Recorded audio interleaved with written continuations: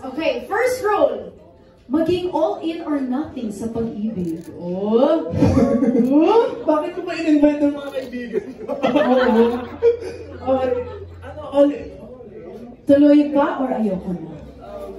Tuloy pa. Tuloy pa. Oh, bakit? Hindi kasi ganun talaga ako. Ganun talaga ako as a person. Like, if I like a person, I like you. Ganun. I love it. Yeah. Yun lang. As in like, wala na akong ibang nagugustuhan. Basta yung tao lang na yun. If I like a person. So yun. Tuloy pa. Hello? Tuloy pa ba tayo? Hello? Yes. Ayun, okay. Dito, okay. Tuloy pa. So parang ready ka na ulit magmahal. Hindi. Okay. Let's see. Ang next na role natin. Okay, next. Okay, let's check kung ano ba. Okay, bonus round. We have, bonus round. Okay, another one daw. Isa pa. Okay. Okay. Rule number 2. Passion over practicality. Shocks, ang hirap. Walang isang option, sakto lang. Sa gitna lang talaga. As in, bakit? kasi parang at this point, parang habang tumatanda ka, ma-realize mo talaga yung mga sinasabi ng mga nakatatanda na parang practicality makes sense din naman. So, I feel like I can personally balance things out sa pagiging practical and sa pag-pursue ng passion ko, which is music. So, yeah, sakto lang.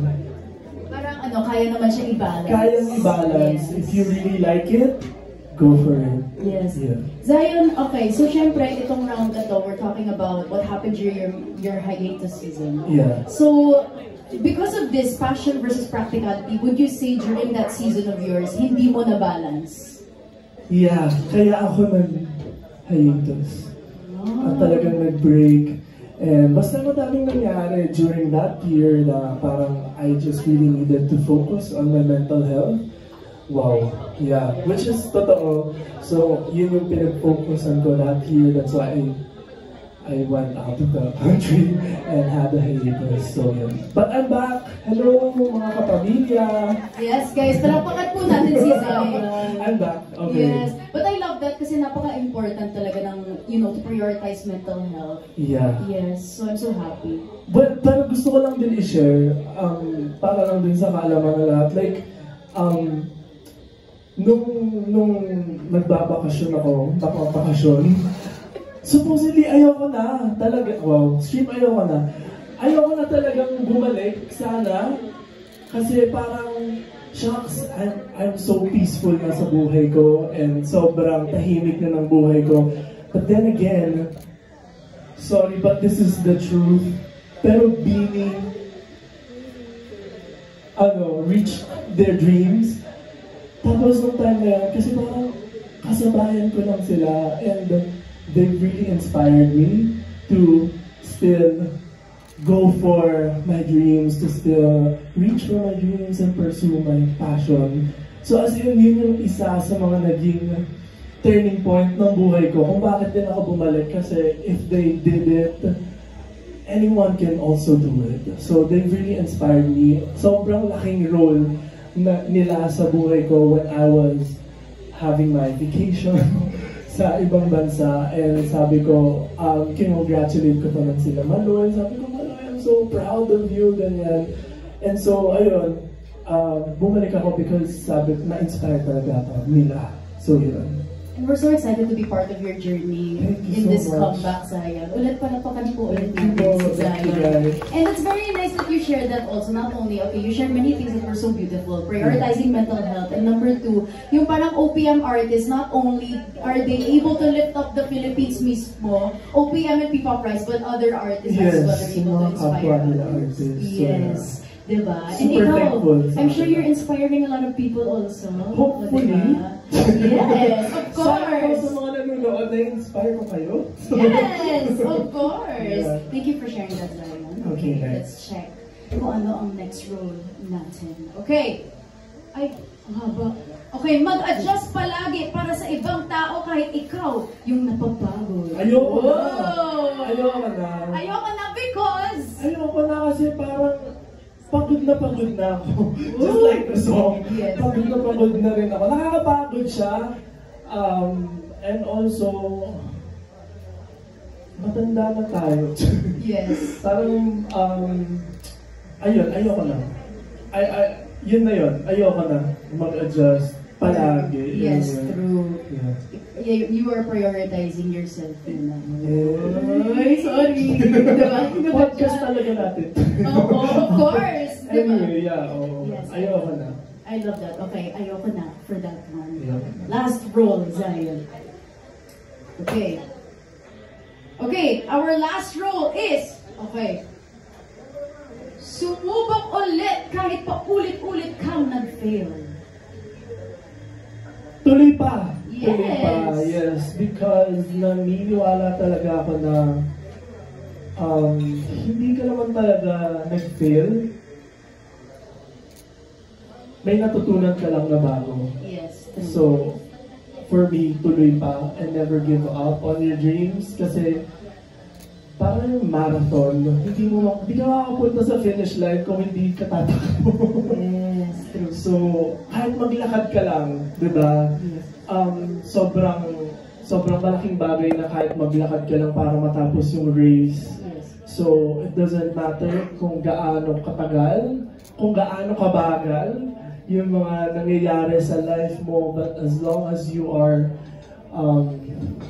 continuously going for your dreams, reaching for your dreams, makakaabot ko dun sa finish line. So, yeah.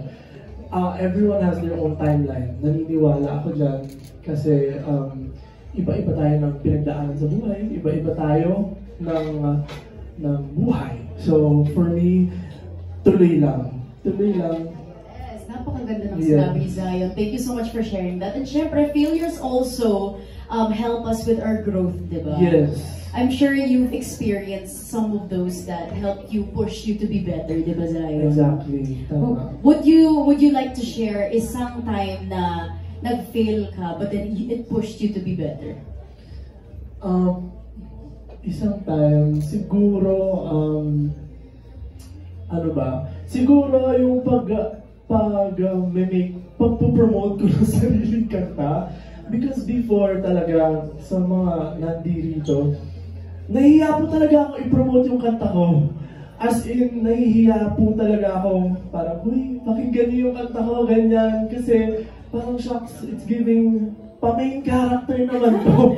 Di ba? Parang ganon, bida-bida, parang ganon. But then, na-realize ko na parang yun yung kailangan kong i-overcome sa sarili ko.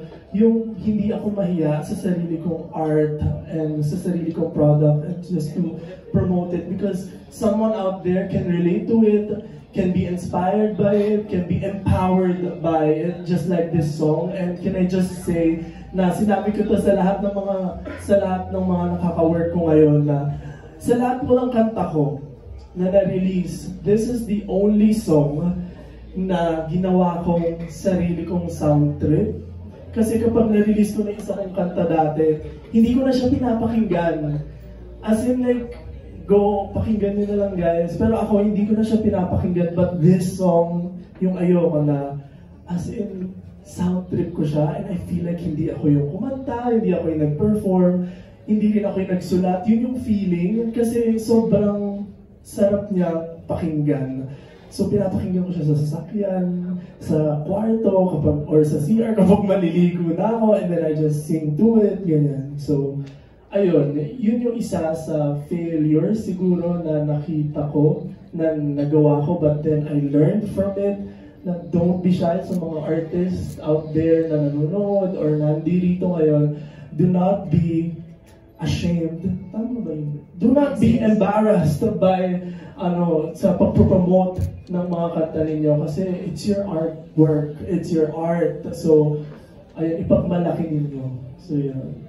I love it. Thank you so much, Zion, Thank you so much for joining us for our yesterday Ayoko Na or Tuloy Pa segment. I hope you guys were able to learn more about Zion's hiatus and more about him then. Pero ngayon naman, of course, you were talking about Ayoko Na, Zion, and then now it's time for us to move on to our today's segment, o diba? Okay. Today we are gonna talk all about Ayoko Na.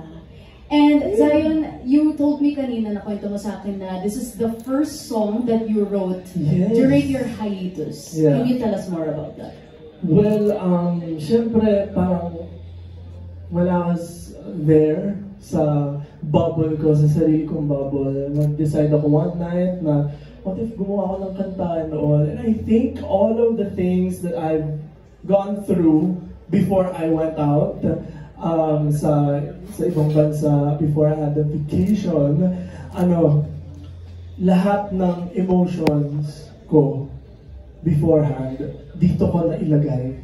Kasi, kung papakinggan niyo po yung song, maririnig niyo mismo straightforward naman na kung gaano siya kapagod in life and all.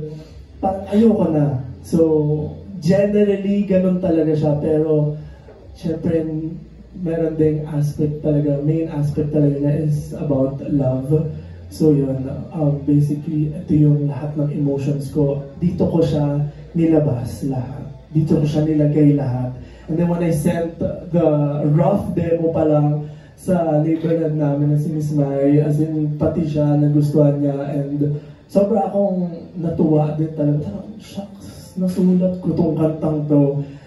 Hindi ko, ang OA kung papakinggan, pero hindi ko na-imagine na nakasulat ang ganitong kanta. So yun, very straightforward. So yeah.